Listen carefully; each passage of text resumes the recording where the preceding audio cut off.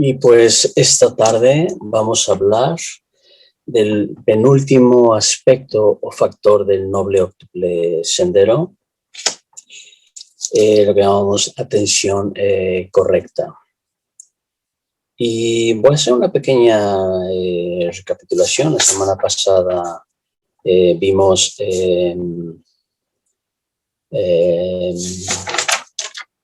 la semana pasada vimos Samavayama, el esfuerzo correcto. Vimos que era un aspecto de virya, de energía virtuosa o energía hacia lo bueno. Y que la tradición sobre todo lo enfoca a los aspectos de prevenir surgimiento de estados mentales torpes no surgidos, erradicar estados mentales torpes presentes, cultivar estados mentales hábiles todavía no surgidos y mantener estados mentales hábiles ya presentes, ¿no? Y vemos que, bueno, que es que tiene un aspecto muy práctico, sobre todo en la meditación, pero también tiene aspectos para practicar fuera. Y bueno, exploramos bastante el cómo, ¿no? Que son los aspectos más pragmáticos de la tradición.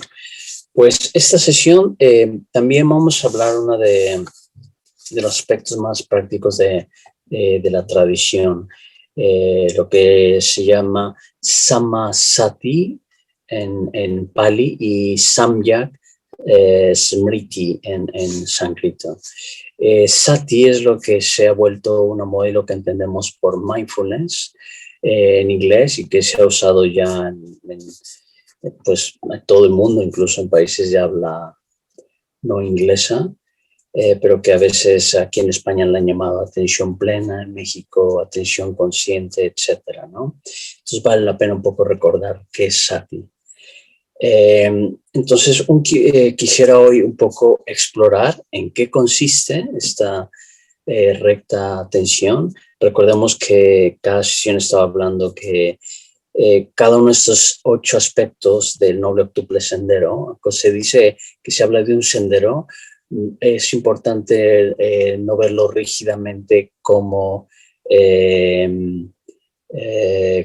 pasos consecutivos, ¿no? Sino más bien como factores.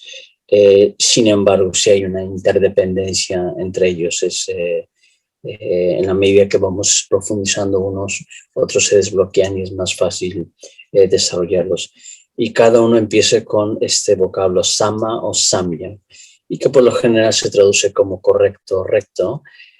Sin embargo, la mejor corrección puede ser como íntegro, sano, completo, etcétera, ¿no? Entonces estamos hablando hoy de Samasati.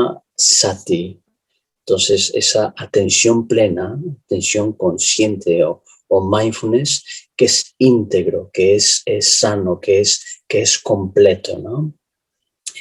Sin faltas, sin carencias, ¿no? ¿Y en qué consiste?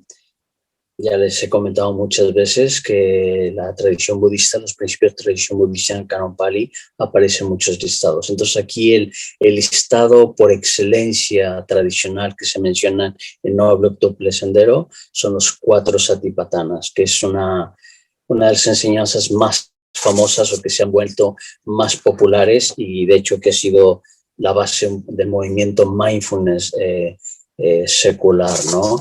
Y pululan libros sobre esto. Desde hace varias décadas que tenemos traducciones del Satipatthana Sutta, que es muy importante, y últimamente ha habido excelentes libros. Por ejemplo, de Vivir con atención plena de Maitreya Bandhu, de Triratna, y alguien que no es de Triratna, es un bhikkhu, un monje alemán, pero que domina el pali, el chino, el sánscrito, Analio. Y es excelente, ¿no? Meditación Satipatthana. Entonces, hay mucho que decir sobre ello. Entonces, voy a hacer solo unos pequeños listados. Quiero un poco que nos vayamos sobre todo con una idea práctica y dar tiempo al diálogo y a reflexionar. Entonces, ¿en qué consiste? El listado menciona 4 satipattanas. Satipatthana se puede traducir como bases, fundamentos o esferas de atención plena. Entonces, el primero es Kaya Satipatthana, que es la atención del cuerpo o el mindfulness del cuerpo. Y podemos decir no solo del cuerpo, pero el cuerpo y sus movimientos, porque nunca es tradicionalmente sentado, estés caminando, estés comiendo, o defecando, durmiendo, orinando, etcétera, ¿no? Atento al cuerpo, ¿no? Hablaré ya un poquito de los aspectos prácticos. El segundo es Vedana Satipatthana. Vedana es un término que no se puede traducir literalmente ni al inglés ni al español. A veces lo han traducido como sensación, como emoción, como percepción. Todos ellos son equivocados. Filosóficamente lo más preciso sería decir sensación hedónica, un poco borrando el término griego hedonos, que tiene que ver con el aspecto del placer y el dolor, ¿no? Con esta dicotomía placer-dolor, y añadimos el aspecto neutral. Entonces, Vedana es aquella sensación muy particular, ya sea doloroso, placentero o neutro, en todos los rangos. No tiene que ser terriblemente doloroso. O en lugar de doloroso podemos decir desagradable, agradable, neutro, ¿vale? Eso es Vedana. El tercer Vedana es Chitta Satipatthana. Y Chitta, recordemos que es un vocablo o un término que se menciona muchísimas veces, que significa mente-corazón. Lo que cuando nosotros hablamos de mente o del aspecto central, como el corazón de la personalidad, eso es Chitta.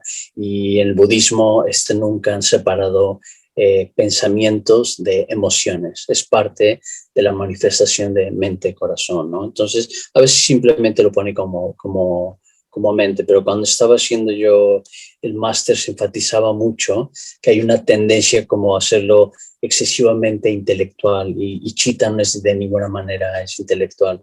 De hecho, hay estudios más modernos donde demuestran que los pensamientos nunca están completamente ausentes de emociones, y las emociones al mismo tiempo nunca están completamente ausentes de pensamientos, de puntos de vista, ¿no? Y eso lo hemos estado hablando un poco. Entonces, Chitta Satipatthana tiene que ver con esa atención plena, consciente, o el mindfulness de mente-corazón.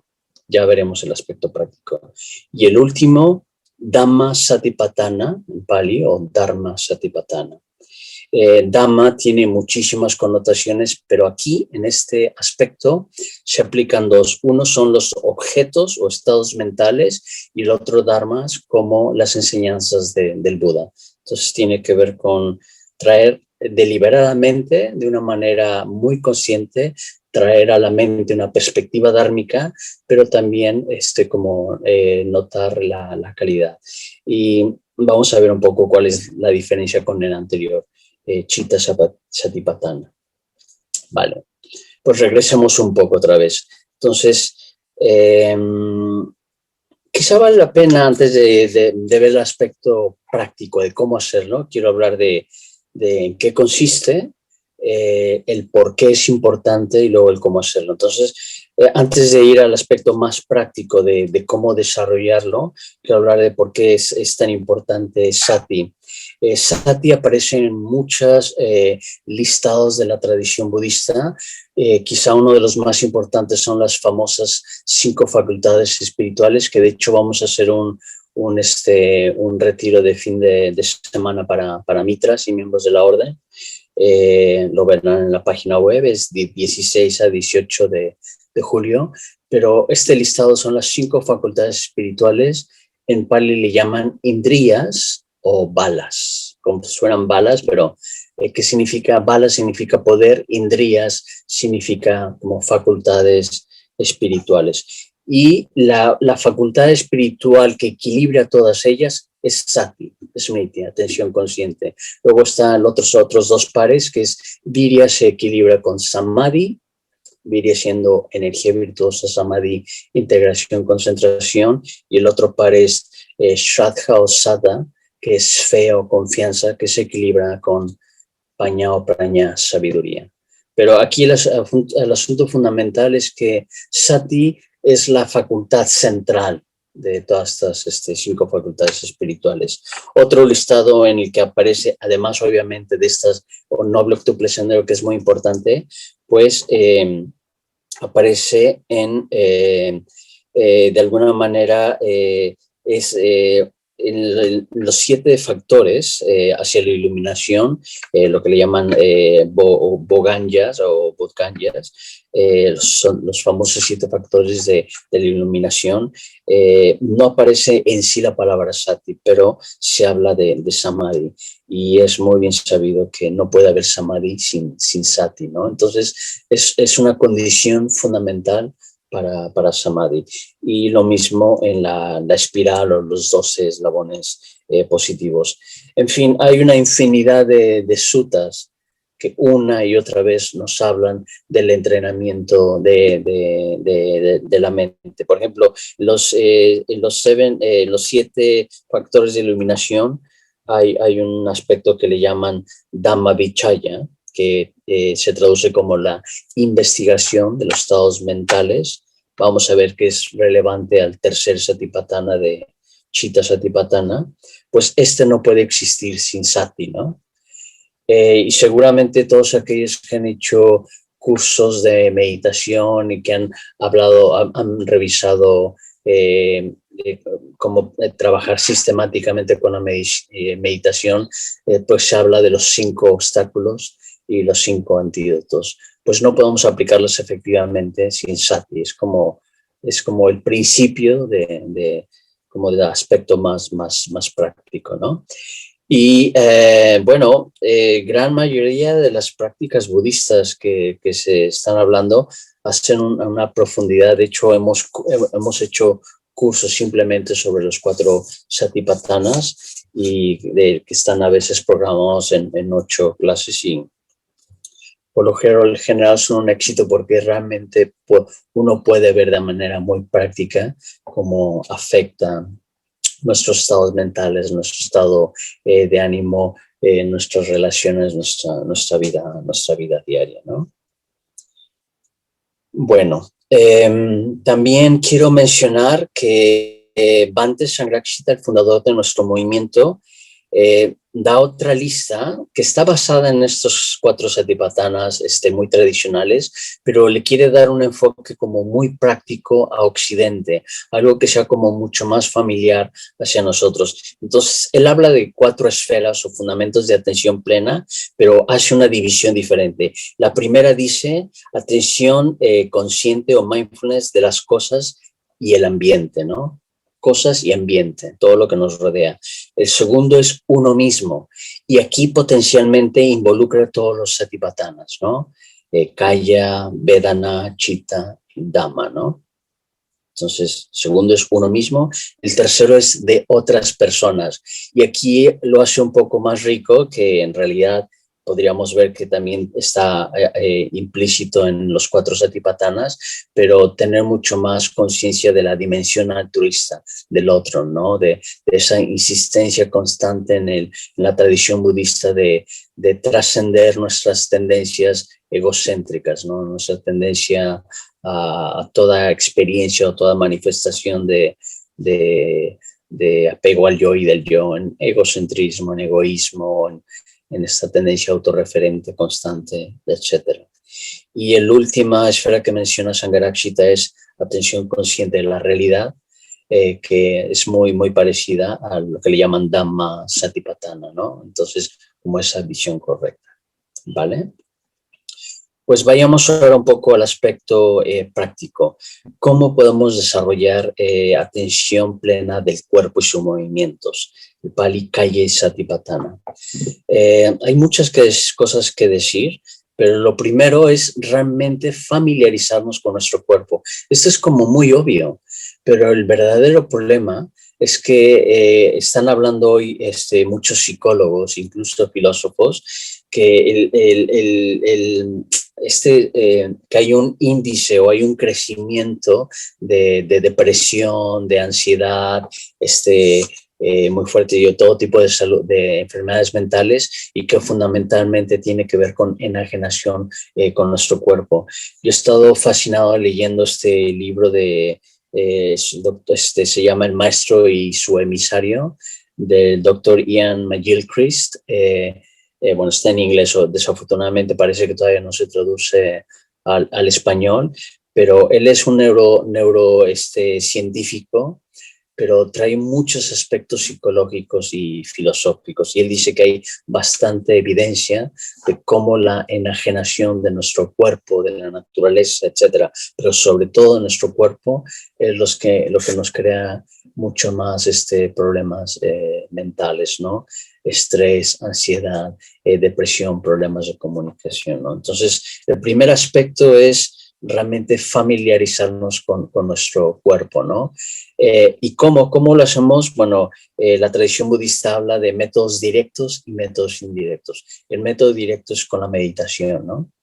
El Canon Pali habla de 40 diferentes tipos de meditaciones, ¿no? Lo que le llaman kayatanas, y que es desde por ejemplo, Anapanasati, que es la más famosa de seguimiento de la respiración, es solo una de ellas.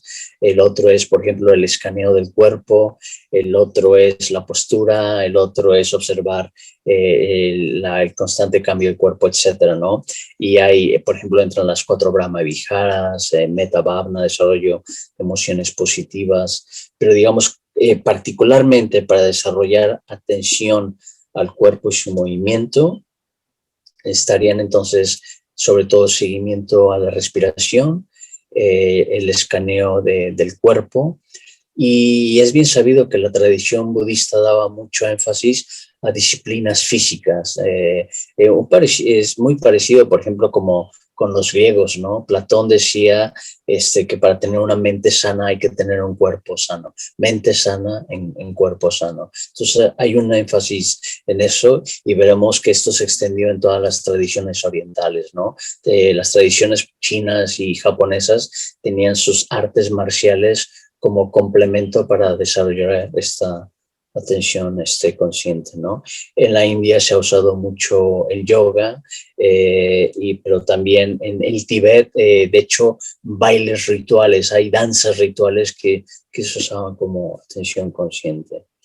Otro aspecto que se enfatiza para desarrollar Kaya Satipatthana es como vigilar el equilibrio. Lo mencioné un poco en la sesión pasada, ese equilibrio de esfuerzo, el equilibrio de interés, para que no nos sobreexcitemos, pero tampoco para que nos caigamos en el aletargamiento o la apatía, ¿no? Es como estar vigilantes, estar al mismo tiempo relajados, pero no demasiado relajados que terminamos un poco dormidos o fantaseando. Entonces, un aspecto es vigilar el equilibrio.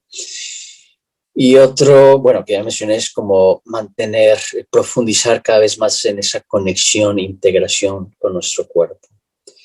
Y nosotros tenemos que ser como muy honestos. Si nosotros no tenemos la costumbre de trabajar con nuestro cuerpo, a mí, por ejemplo, me ha ayudado muchísimo desde niño trabajar con mi cuerpo. Estuve o en gimnasia olímpica o en artes marciales, yoga, y yo noto que desde el confinamiento dejar de hacer yoga ha afectado mucho mi cuerpo, ¿no? Entonces, hay un aspecto muy, muy importante con esto. Entonces, tenemos que ser muy honestos nosotros. Si vemos que no tenemos suficiente familiarización con nuestro cuerpo, pues empezar con algún tipo de disciplina física, incluso solo caminar, pero casi atendiendo mucho más al cuerpo. Hay una gran diferencia de ir al gimnasio y estar escuchando ruido simplemente para desarrollar los músculos, o realmente estar con el cuerpo. Entonces, no solo es ejercitar el cuerpo por el culto al cuerpo, sino para desarrollar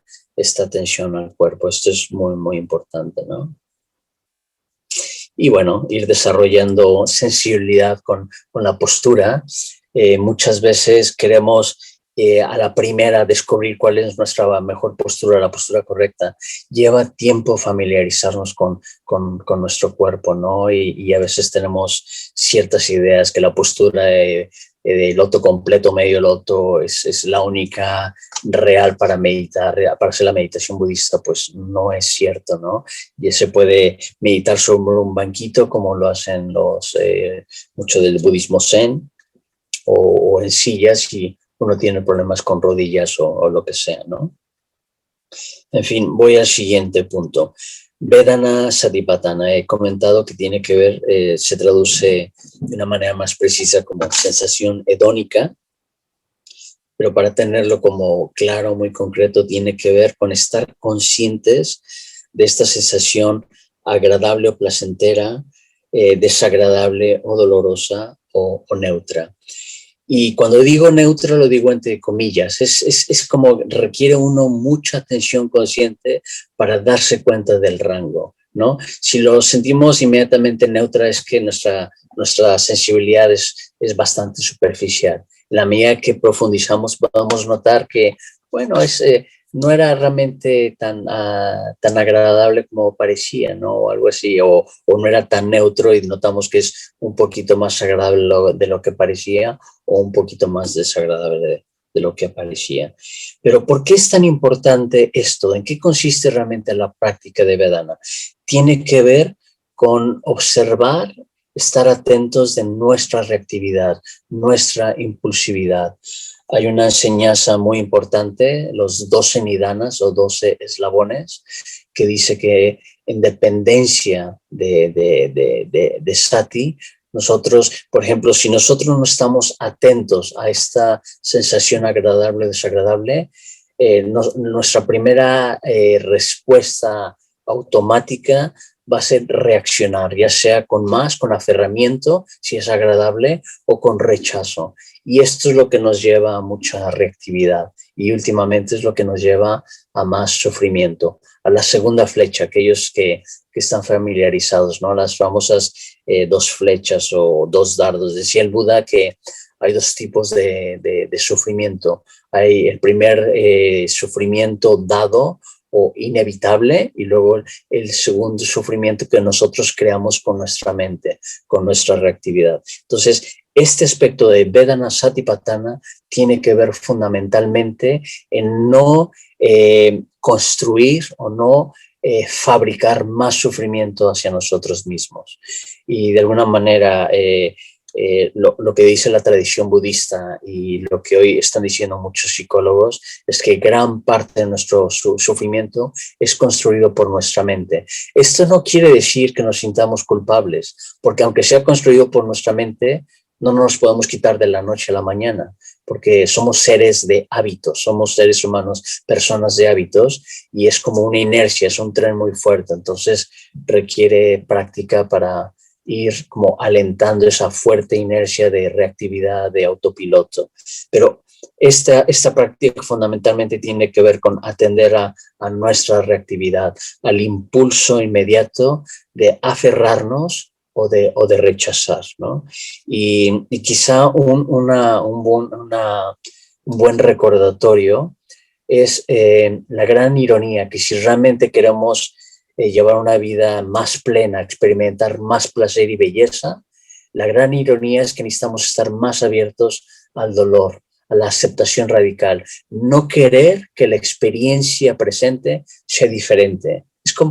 Pareciera como una negación, pero es una doble negación. Si uno para de querer que las cosas sean diferentes y lo acepta radicalmente, ya no le añadas la segunda flecha del dolor, de la reactividad. Y uno entonces está más abierto a la belleza, al placer, etc.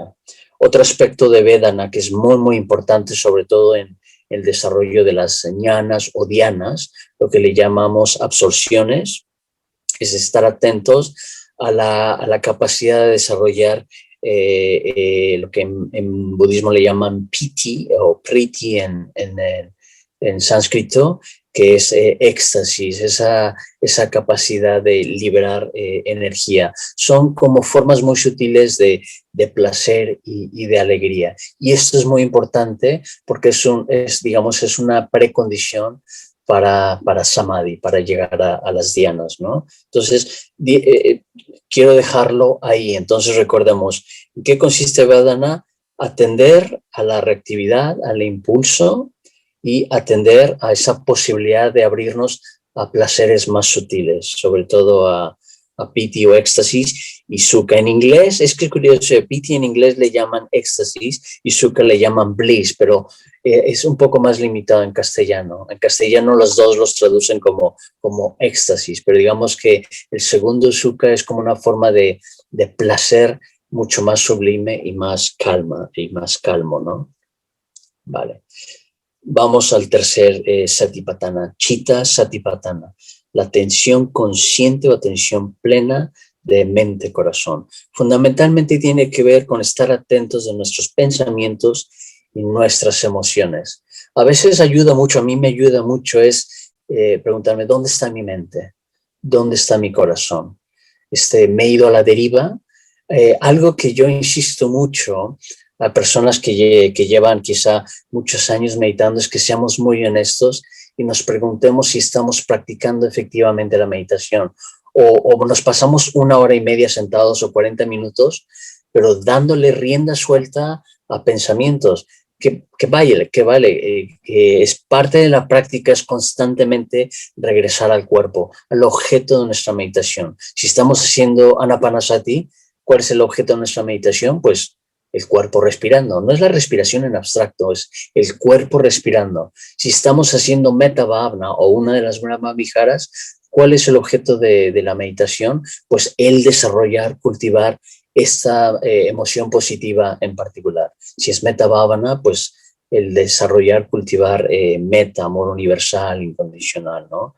Y si es karuna, compasión, o si es mudita, alegría empática o ecuanimidad, ¿no? Pero es como buscar, asegurarnos que estamos trabajando efectivamente. Y cuando digo efectivamente no tiene nada que ver con hacerlo perfecto, tiene que ver que realmente estamos haciendo un esfuerzo de cacharnos, como decimos en México. No sé si tiene sentido aquí en España, es como darnos cuenta, me he perdido, pues regreso, sin darnos caña, sin regañarnos. Es como decir, es como tener este firme propósito de ir entrenando nuestra mente y nuestro corazón. De la misma manera que entrenamos a un cachorro para que no se esté meando y cagando ahí por la casa, sino donde se pues necesitamos entrenar nuestra mente y corazón para decirle, no, ahora no es momento de planear, de pensar y de fantasear, pensar en la comida o en la novia o en la peli. Ahora es tiempo de entrenar la mente, ahora es tiempo de desarrollar esta emoción en particular, ¿no?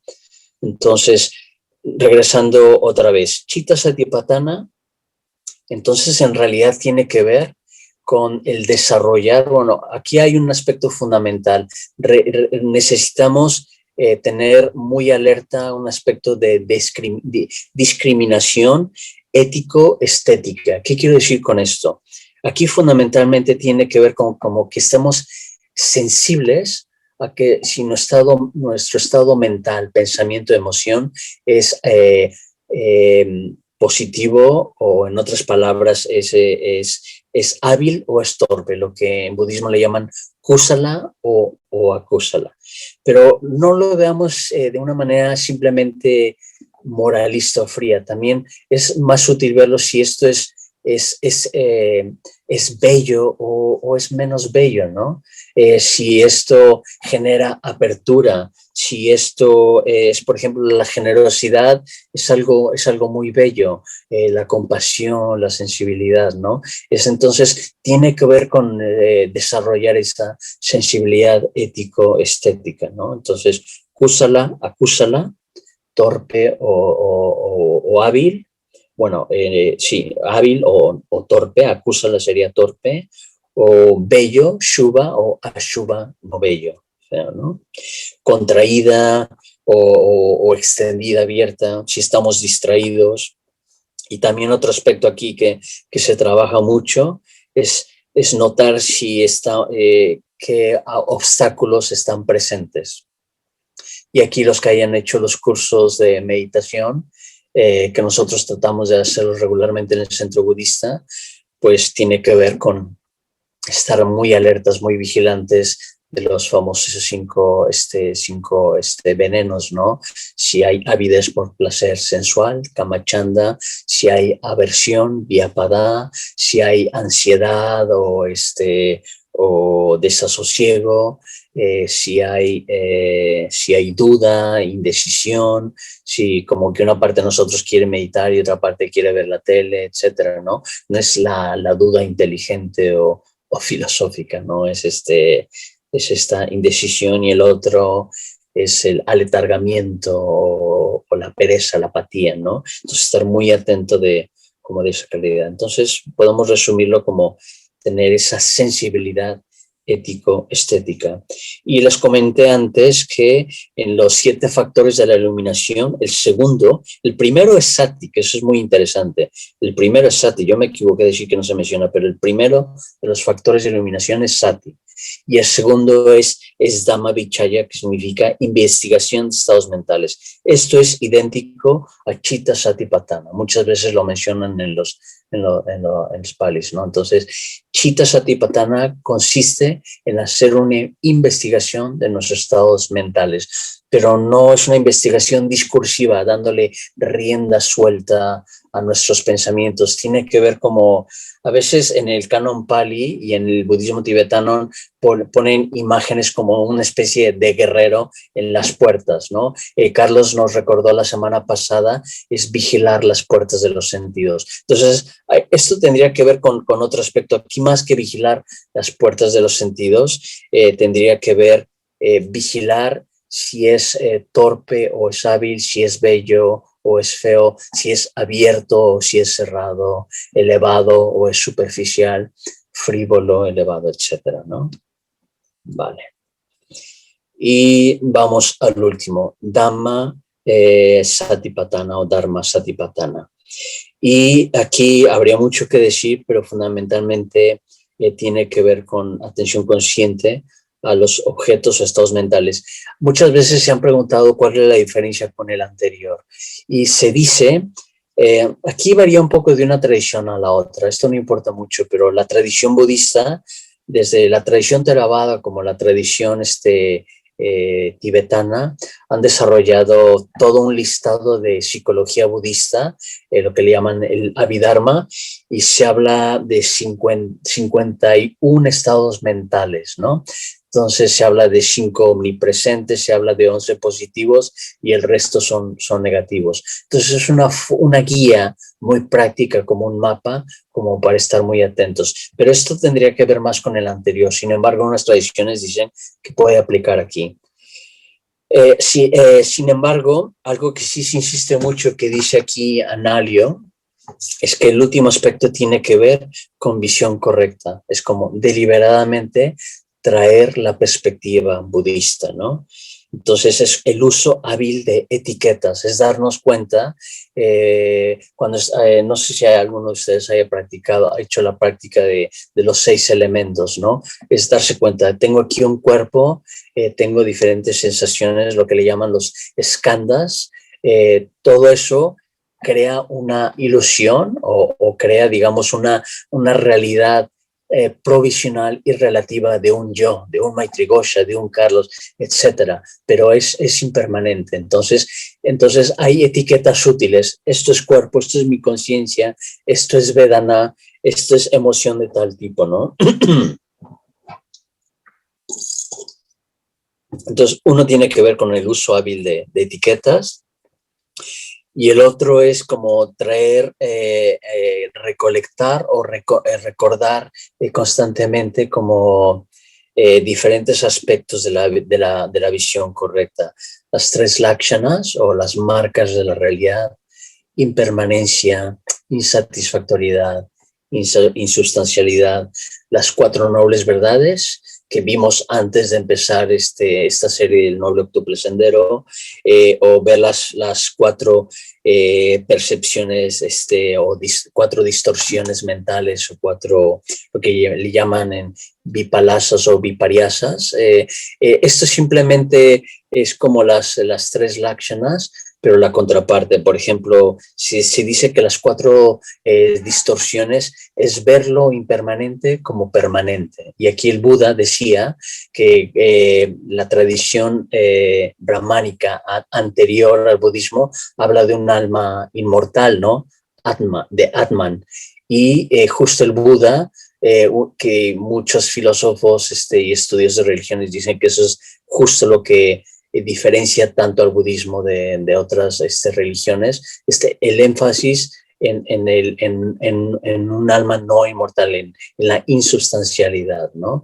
Entonces, esto es un ejemplo, ¿no? Entonces, la primera distorsión mental es verlo lo impermanente como permanente. La segunda distorsión mental, emocional, es ver lo que realmente es insatisfactorio o relativamente placentero como muy placentero. Es una forma de intoxicación y seguramente todos hemos tenido la experiencia. Bueno, a mí me pasó, yo recuerdo que yo ya tenía 21 años ya tenía 18 años y no me dejaban entrar a la discoteca porque tenía una cara de niño, ¿no? Y me daba un coraje. Yo quería entrar, ¿no? Era como esta ilusión, pareciera que fuera lo mejor de la vida.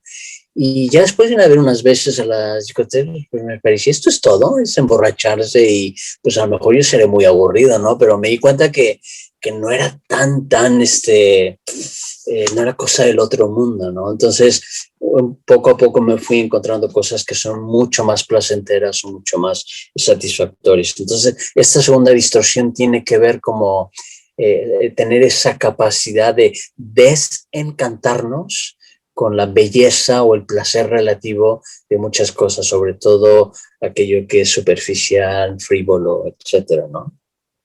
La tercera vipalasa o distorsión es ver aquello que es insustancial como substancial, ¿no? Como si tuviera una esencia, que este es un enfoque tremendo en la tradición filosófica occidental, ¿no? Con Parménides, Platón, Aristóteles, Descartes, etcétera, y que ha habido filósofos occidentales que han estado completamente en desacuerdo, como David Hume, ¿no? Que él habla, el yo dice que simplemente es un constructo mental, él habla de bundle theory, es la teoría del manojo, es exactamente prácticamente lo mismo que las 5 skandhas del Buda, pero lo dijo pues 2500 años después o casi, o 2200 años después, ¿no? Algo así. Y la última vipariasa es ver lo relativamente bello o feo, verlo como bello, ¿no? Es interesante, es como otra vez otra forma de sobreexcitación o de encantamiento, falso encantamiento, ¿no? Eso es para darles un ejemplo. Pues lo dejo aquí y simplemente es una forma de llamar la atención. Sé que es bastante información, pero de alguna manera lo hago deliberadamente para estimular su interés y para que investiguen, para que ustedes mismos estudien. Hay mucho material donde podemos leer y estudiar, y lo más importante es que podamos ver cómo es práctico esto para nosotros. Vale, pues lo abrimos todos, pueden activar todo su audio, levantan la mano, ya sea físicamente o electrónicamente, y les doy la palabra. Hola a todos, gracias Maitri Goya por la charla tan buena. Sí. Y lo primero que me vino así de pregunta al final, que es un poco de términos y tal, ¿qué diferencia hay entre las tres laksanas y las vipariasanas? Porque los términos son muy parecidos, ¿no? Entre la vida es insustancial, impermanente, insatisfactoria, ¿no? O sea, si ya sabemos eso, ¿qué diferencia hay eso con no confundir lo insatisfactorio, no verlo como satisfactorio? Bueno, son diferentes, pero están conectadas. O sea, las lakshanas literalmente se traduce como las marcas o los sellos de la realidad. Es lo que simplemente es toda la realidad. Si algo que el Buda dice, no me lo creas, averígualo tú mismo. Entonces, vipalasa en pali o viparyasa en sánscrito literalmente significa como distorsión. En inglés le llaman topsy-turvy views, ¿no? Es como diríamos, como poner del revés. Y es justo, entonces usa las 3 lakshanas más Shubha, entonces están las 3 lakshanas más el último que es Shubha es lo bello, Ashubha lo bello. Entonces la distorsión es justo usar esas 3 lakshanas más lo bello y ver lo contrario. Es una forma de, estas vipaliasas son puntos de vista erróneos que en budismo le llaman michaditis, puntos de vista erróneos. Esto es muy importante. ¿Cómo decías que se dice en inglés, viparyasa? Bueno, el término, como lo ponen así, es como un poco popular, topsy-turvy views, o le llaman distorted perception o distorted, yes, Vale. pero es distorsión mental, mental distortion. Okay. Pero es un error de la percepción, de interpretaciones. En este sentido, si hablamos de los 5 skandhas, es samya, cómo lo clasificamos. Y de esto hablan, por ejemplo, en la física cuántica, o lo hablaban el mismo Kant. Nosotros asumimos que las cosas son impermanentes, pero si te metes realmente a fondo, o sea, no es siempre cierto que el sentido común es lo más real. Bueno, hemos hablado mucho. Me recomendó a mí Carlos Luis hace, creo que el año pasado, este documental sobre la Tierra es plana, y yo decía, pero qué tontería, ¿no? Pero es que es una teoría de conspiración que ha pululado en Estados Unidos y de ahí en todo el mundo, y a mí me parece una tontería, una estupidez. Es como aquellos que niegan la evolución y que siguen insistiendo que venimos de Adán y Eva y se sienten insultados si venimos del mono, ¿no? Pero esto de la Tierra plana, que me parecía el colmo. Lo que es muy interesante, que aquí psicólogos, filósofos, psiquiatras y cosmólogos hablan que es un fenómeno muy interesante. ¿Y por qué? Porque la gente da por sentado, asume que el sentido común, y es que dicen, es que velo, si ves al horizonte, ves que es plano, pero eso es falta de, ¿sabes? O sea, el sentido común nos engaña. Platón, de hecho, ya lo había dicho. Platón dice que si tú metes una vara en un lago, al verla se ve que sale chueco, pero eso es un efecto de reflexión de la luz, ¿no? Entonces, o sea, hay una explicación lógica. Entonces, nuestros sentidos nos engañan. Hay toda una discusión epistemológica de esto en la tradición filosófica occidental. Pues esto es, digamos, el paralelo en el budismo, ¿no? Puntos de vista erróneos. Gracias. Miki, buenas. Gracias. Buenas tardes a todos, Maitri. Gracias, maestro, por las enseñanzas tan buenas. Sí quería, en primer lugar, que matizar que todos nos hemos dado cuenta que sí que desciende del mono. O sea, que en eso no tenías que decirlo. Vale, Carlos, sácalo, por favor, del grupo. Y en segundo lugar, a mí me gustaría que me ampliases un poquito más, porque con la impermanencia, cuando hablamos de las 3 marcas de la realidad, o sea, en la práctica, ¿vale? O sea, yo la impermanencia sí que me gusta cuando estoy meditando, pues si detecto un estado mental que digo, bueno, si detecto estado mental, sea el que sea, digo, bueno, asumo que es impermanente, pero estas 3 marcas, para detectarlas en el estado mental, o sea, yo la impermanencia parece como que sí que la veo más, pero ¿qué me puedes decir para ayudarme a detectar las otras 2 marcas, la insatisfacción y la insustanciabilidad? O sea, ¿de qué manera yo, en mi experiencia, yo esta noche me pongo a meditar y me dicen, Miki, mira a ver por aquí, ¿sabes? O sea... Vale, bueno, es que esto sabes quién lo explica súper bien, Analio, pero también, bueno, tú hiciste el curso conmigo, Miki, el de una... no, bueno, ¿has hecho los 2? Ya no lo recuerdo. Creo que has hecho los 2 conmigo. Estos de Maitreya, vivir con atención plena. Yo creo que sí, pero bueno. Pero, en fin, regresando un poco, ¿cómo prácticamente tomar conciencia de las 3 marcas de la realidad? De hecho, la tradición budista dice que las tres marcas en realidad podrían resumirse en una sola, impermanencia, porque es la impermanencia que nos hace sentir insatisfacción, porque nosotros queremos que el placer dure, ¿no? Pero a veces lo que se nos olvida, estamos tan obsesionados con el placer y tan obsesionados con no sufrir, se nos olvida que el sufrimiento también es impermanente. Entonces, la impermanencia tiene un aspecto bueno. No solo el placer termina, el sufrimiento también cambia, el sufrimiento también termina. Entonces, ¿cómo hacerlo? Pues esto es muy buena pregunta, Miki, porque ya sea que estemos sentados o estemos haciendo ejercicio, lo que sea, es como notar cómo todo cambia. Si estamos pasando una experiencia muy, muy difícil de dolor, pues confiar que las cosas cambian, o si estamos sobreexcitados con algo, o ansiosos, que no nos permite disfrutar el presente porque estamos más preocupados de que se va a terminar esto, algo que nos gusta mucho. Es muchas veces estamos tan alienados, estamos tan preocupados por planear por el futuro, porque se termine porque se nos acabe lo que nos gusta, que no disfrutamos el momento presente, ¿no?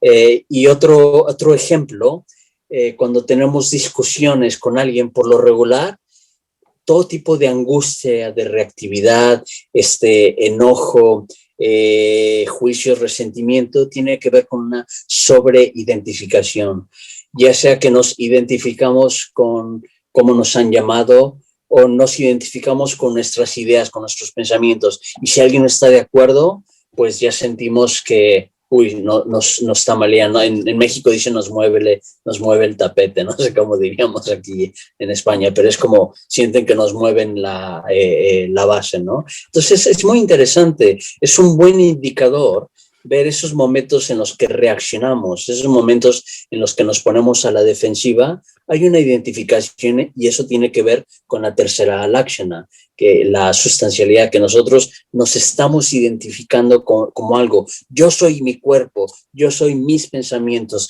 yo soy mi rol, y yo soy este gran profesor de filosofía, o yo soy este gran abogado que tiene esta firma, bla, bla, bla, o yo soy lo que sea, ¿no? O yo soy mal papá, o yo soy mal mamá, o soy el mejor, no sé, cualquier cosa. Pero ver justo ahí esas identificaciones, todo tiene que ver con...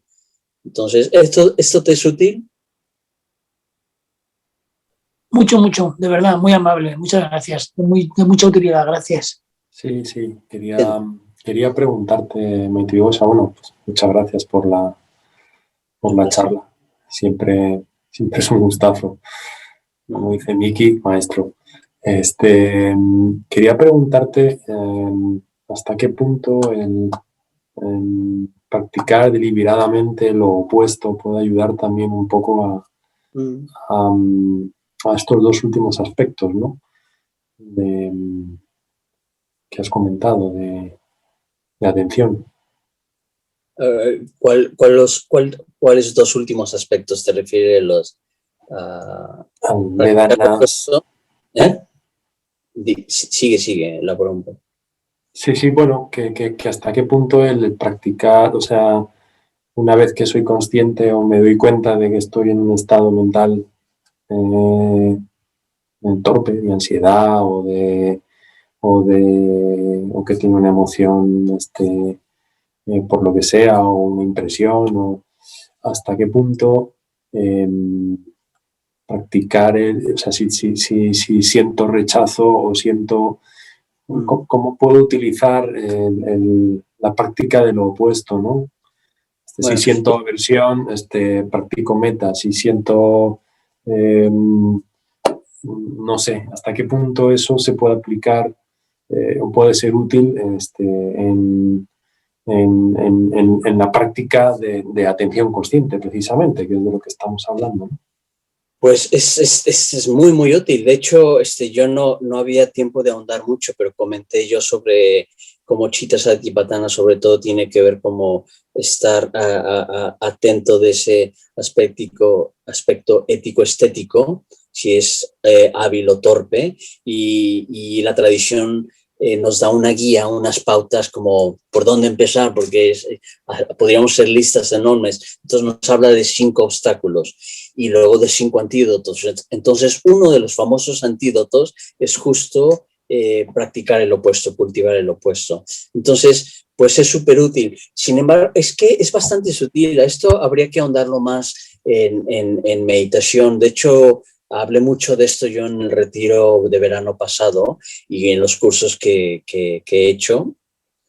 Pero hay como aspectos sutiles. Se habla que uno de los antídotos es cultivar el opuesto. Y a veces, ¿cómo se siente eso? Porque dicen que el primer antídoto es simplemente etiquetar. Es como nombrar el dragón, ¿no? Es como te das cuenta, aversión. Y yo me doy cuenta, a veces simplemente como, esto es aversión.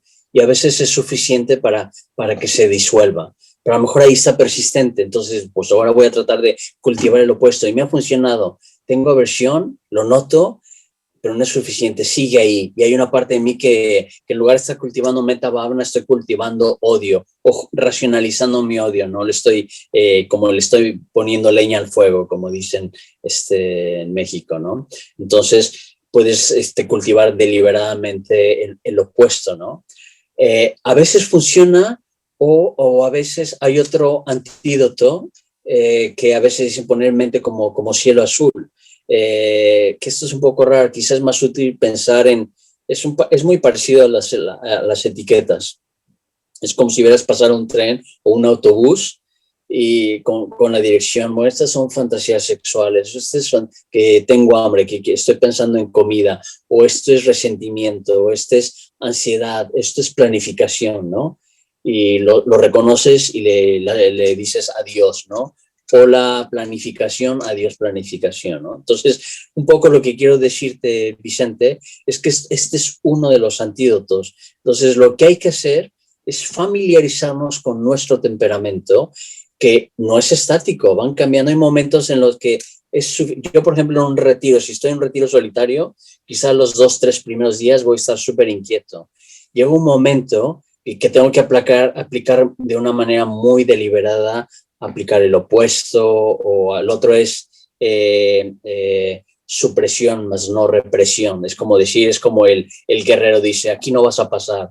Es como vigilar las puertas de los sentidos, ¿no? Entonces, hay diferentes antídotos. Este es uno de ellos, pero efectivamente tiene mucho que ver con Chitta Satipatthana. ¿Respondo tu pregunta, Vicente? Sí. Muy bien, gracias. Lo que pasa es que luego la realidad es súper complicada porque nunca tienes, o sea, a la hora de ponerte a analizar qué me está pasando, por qué estoy reaccionando así, pues se empiezan a mezclar. Entonces, bueno, sí, es que esta situación me produce miedo, es que esta situación tengo miedo, tengo rabia, enojo, pero además tengo dolor físico, pero además al final se mezcla todo tanto que es muy difícil descuartizarlo y etiquetarlo. Pues tiene toda la razón. No sé si estés familiarizado con una especie de cuadro sinóptico de ¿cómo se llama? Este miembro de la orden, que lo han traducido al español, por lo que me han dicho. Es un maestro de meditación trirano muy conocido. En fin, pero viene de la tradición budista. Hay como una especie de cuadro sinóptico de qué antídotos. ¿Quién? Kamalashila. Kamalashila, eso es. ¿Quién lo dijo? Eso, David, efectivamente, Kamalashila. Hay un cuadro sinóptico de qué antídotos son más efectivos para cada obstáculo. Y para darte un ejemplo, Vicente, tienes toda la razón. Hay momentos en los que a lo mejor yo estoy muy dolido, muy resentido con alguien, y aunque lo noto, me doy cuenta que no puedo. Entonces, ahí lo que tienes que reconocer, uno de los antídotos es reflexión. Y cómo reflexionar sin tanta discursión, sin darle tanta rienda suelta a la discusión mental, es como simplemente considerar las consecuencias. Si yo sigo alimentando este resentimiento, esto me va a llevar a terminar con mala leche, con mucho odio, me va a hacer daño, ¿no? O, por ejemplo, como tú lo has hecho, como has reflexionado, ¿de dónde viene este resentimiento? Ah, porque hay miedo, porque me siento amenazado, etcétera. Y otro antídoto más es decir, bueno, ahora mismo estoy sobrecogido por este obstáculo, tengo que trabajarlo fuera de la meditación, ¿no?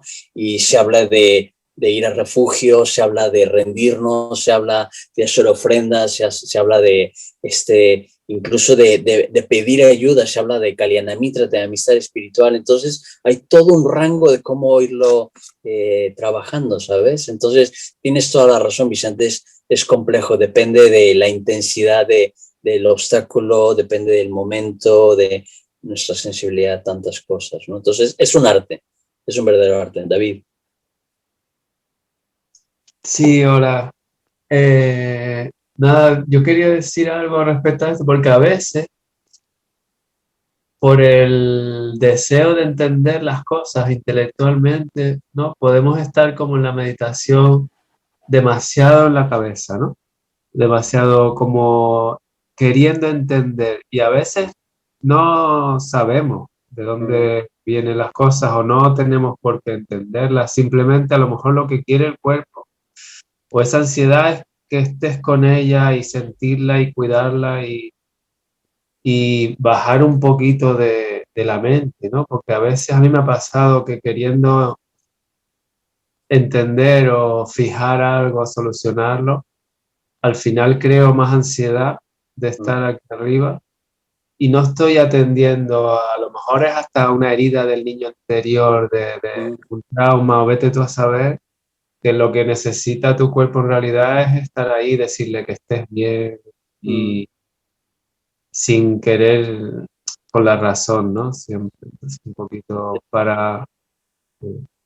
Sí, mira, es un buen punto lo que tú dices. Yo recuerdo que Sangharakshita decía que hay como dos extremos, o ser excesivamente, ir demasiado a la cabeza, o ser excesivamente sentimental. Y en realidad en la tradición budista insiste mucho que hay puntos de vista erróneos detrás de emociones envenenadas, avidez, miedo, resentimiento. Hay puntos de vista, hay prejuicios, hay historias, papanchas que nos decimos, pero hay momentos. Entonces Sangharakshita decía mucho que en la meditación primero lo que toca es conectar, primero conecta, luego corrige, luego explora. Y a mí eso me ha ayudado mucho. Entonces, primero responder con esa empatía y decir, eso es lo que hay ahora. Ahora me doy cuenta que estoy hecho un caos. No sé de dónde viene esta emoción, me está tomando por sorpresa, me siento abrumado, pero está bien, lo acepto. Pero, y si no reconocemos eso, entonces, claro, van a venir más pensamientos porque es como una falsa solución, una falsa reparación. Pero si realmente respondemos, pues sí, estoy ahora en el caos, sí estoy perdido, estoy abrumado. Eso es lo irónico, justo cuando reconoces eso, que estás abrumado, que estás exaltado y que es muy desagradable, que no me gusta reconocer envidia, porque es fea, pero es lo que estoy experimentando, que no me gusta reconocer que tengo resentimiento, no puedo perdonar, pero es lo que pasa. Ahí entonces podemos realmente empezar a trabajar. Entonces tienes toda la razón. Primero, responder con empatía, con esa aceptación radical, y luego viene la tarea de reflexionar, incluso escribir. Y por eso es que es tan importante Kalyanamitrata. En realidad, sí, por eso Sangharakshita nunca ha estado en contra de la psicoterapia, pero Sangharakshita dice que la psicoterapia más sana es Kalyanamitrata, amistad espiritual, ¿no? De hecho, de ahí el término psicoterapia viene de los griegos, viene de Platón. Esa es la idea de ejercicios espirituales, y qué mejor que estar con un amigo donde no hay un interés económico. Esto no significa que no sea útil ir con un psicoterapeuta que a lo mejor está un poco mejor entrenado, pero les puedo decir por experiencia, hay de psicoterapeutas a psicoterapeutas, ¿no? Entonces, y yo me he encontrado amigos, miembros de la orden, que me han ayudado muchísimo más que un par de psicoterapeutas que yo he visto en mi vida. Y ser miembro de la orden no es ninguna garantía de nada, ¿eh? O sea, puede ser que te ayude más un psicoterapeuta que un miembro de la orden, ¿sabes? Tenemos que usar nuestro discernimiento y nuestra intuición un poco. Esto toma práctica, toma tiempo y paciencia, ¿no? Pero muy buen punto, David. Es que decía, los dos extremos es como descartar o como dismiss, ¿cómo dirías eso? O las emociones o la razón. No le voy a hacer caso a mis pensamientos. No, es como reconocer. Y desestimar. Desestimar, sí. Eso es. Exacto, sí. Muy bien.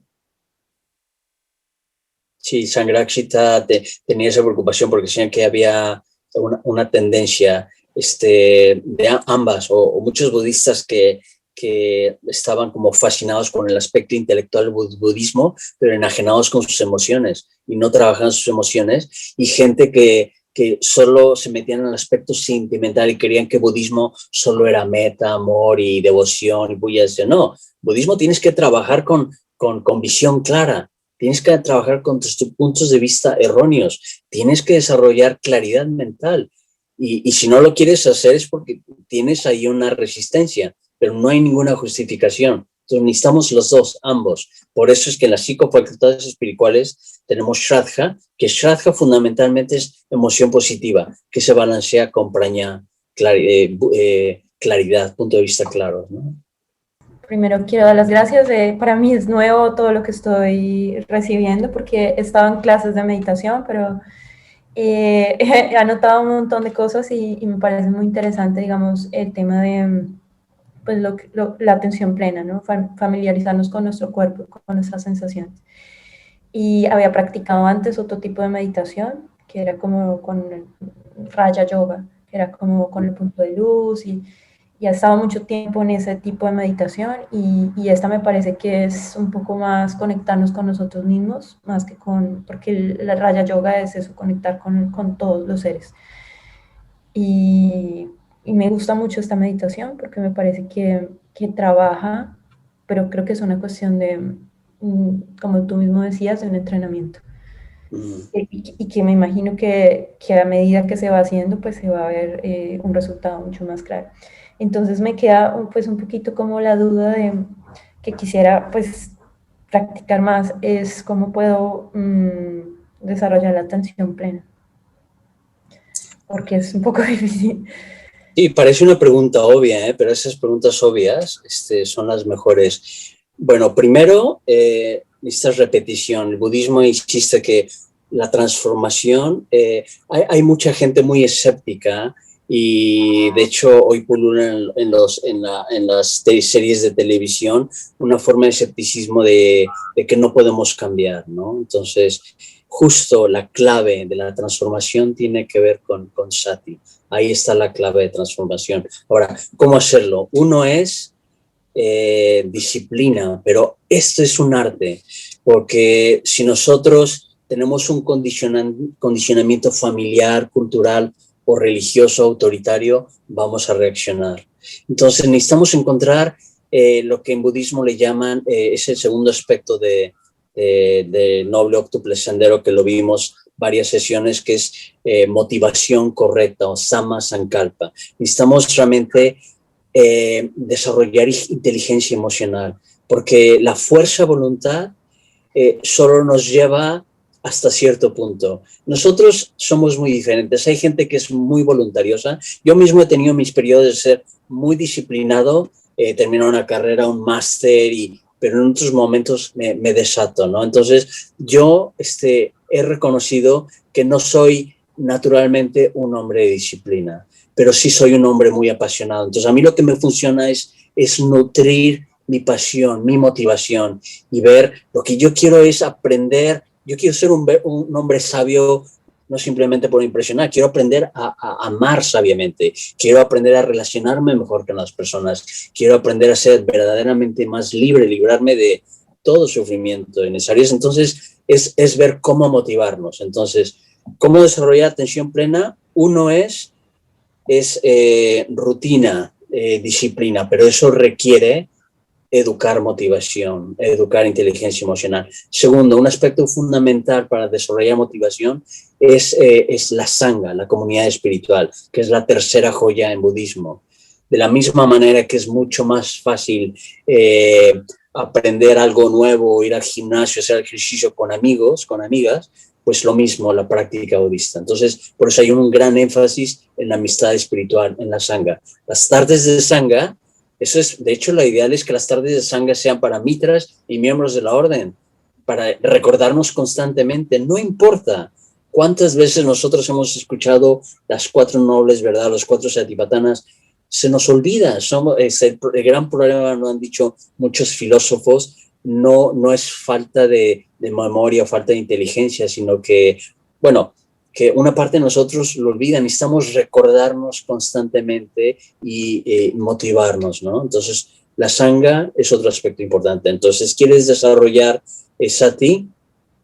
Comprométete con un grupo budista. No tiene que ser con nosotros, porque no quiero ser yo proselitismo, ¿no? Pero es muy importante mantener esa conexión y a lo mejor hay un periodo de exploración y luego decidirte con uno, porque si no vamos como probando con todo el mundo y supongo que existe la misma expresión en México que aquí, el que mucho abarca, poco aprieta.